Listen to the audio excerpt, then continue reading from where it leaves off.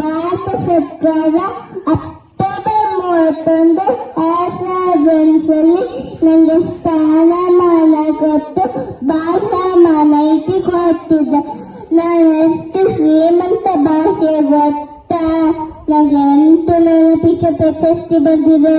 ಯಾರಿಗೆ ಅಂತ ಗೊತ್ತಾ?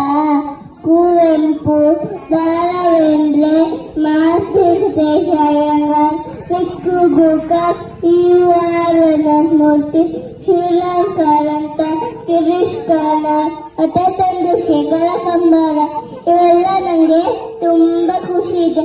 ಆದ್ರೆ ಒಂದೇ ಒಂದು ಬೇಜಾರು, ನಮ್ಮೂರಲ್ಲೇ ನಾನು ಜಾಸ್ತಿ ಜನ ಬಳಸಲ್ಲ. ಬೇರೆ ಭಾಷೆ ಕಲಿಯೋದು ಅವಶ್ಯಕತೆ ಇದೆ ಅಂತ ನಮಗೂ ಗೊತ್ತು. ಆದ್ರೆ ಬೇರೆ ಭಾಷೆ ಕಲಿಯೋದ್ರಲ್ಲಿ ನಾವು ಬಳಸೋದು ಮರಿಬಾರ್ದಲ್ವಾ?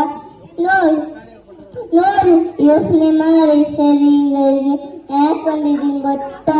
ಕೆಲವೊಬ್ರು ಶಿಕ್ಷಕರು ಪುಟ್ಟಾಣಿ ಮಕ್ಕಳಿಗೆ ನಮ್ಮ ಬಗ್ಗೆ ಹೇಳ್ಕೊಡ್ತಿದ್ದಾರಂತೆ.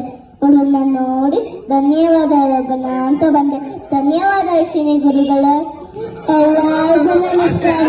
ನಾನು ಯಾರು ಅಂತ ಗೊತ್ತಾಯ್ತಾ?